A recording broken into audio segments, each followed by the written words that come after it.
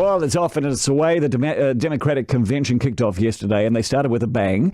Bernie Sanders called on his fans to support Hillary. They booed. The day belonged to First Lady Michelle Obama, though, who gave a stirring speech and urged support for Clinton. I wake up every morning in a house that was built by slaves, and I watch my daughters, two beautiful, intelligent black young women, playing with their dogs on the White House lawn.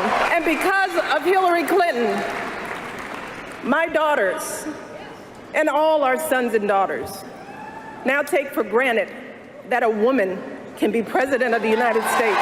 Today is day 2. Former President and Hillary Clinton's husband, Bill Clinton, will make his speech. Hillary is expected to be nominated around about 6 o'clock Eastern Time. That's about 10 our time. Robert Weiner is a former White House spokesperson under Bill Clinton, and he joins us now from the convention. Good morning to you, Robert. Hi, how are you, Andrew? I'm really good. This convention seems like a shambles to outsiders with Bernie's booers. Would you agree? I would not agree. I would agree that if anyone watched the actual convention, you would find out that it was, in fact, a very unified party from Bernie Sanders on through. And what you referred to, I hate to take issue with you because I love doing interviews with you guys, but there was no booing of Bernie in the convention hall. There was no booing by Bernie supporters in the convention hall. That was a private breakfast meeting earlier in the day. It was a private caucus of Bernie people. But the people who were elected did not and were very supportive of the unity that the convention has when Bernie said that he supports Hillary strongly and that she's smart, she's got the ideas, she's got the issues, and she's a zillion times better than Donald Trump, who's nothing but a bully out for himself. So there was none of what you're describing in the actual convention itself last night. So you are saying the Democrats are united and they do realize that Trump is the real enemy and there's no internal fighting? That's actually the reality, and the polling shows that only 8. That's less than what Hillary would support Obama, wouldn't support Obama. Only 8% of the Bernie people nationwide now say they will not support Hillary Clinton. So the numbers back us up, too. And when Hillary gets the kind of a bounce, Trump got his 5-point bounce. Hillary's going to probably get the more traditional 10 or 15-point bounce because Trump's convention was an enormous shambles, not only from plagiarism, but everything else with Cruz and all of that.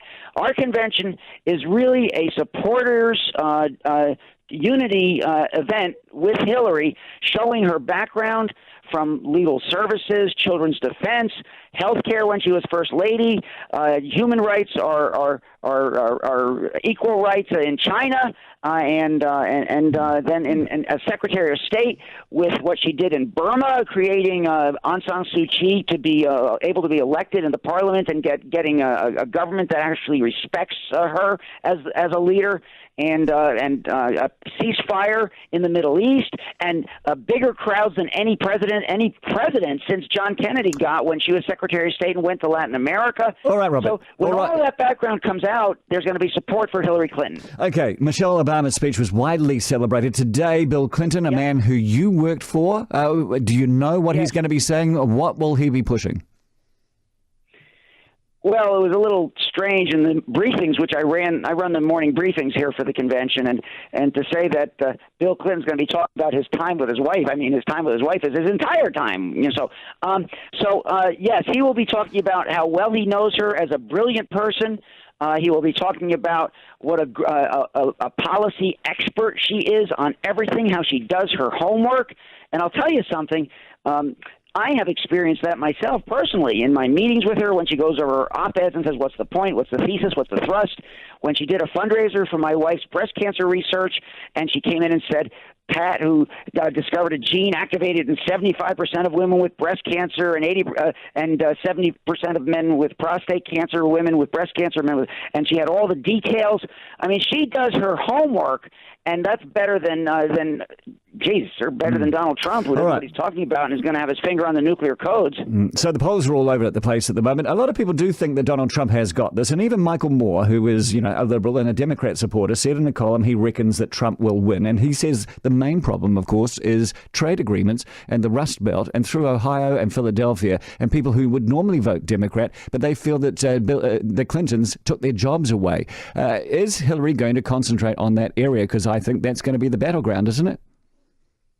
Well, I don't disagree with you that it's a very important issue. And I spoke with Richard Trumka, the head of the AFL-CIO, yesterday about that very issue. I said, what do you think most needs to be protected or changed in America?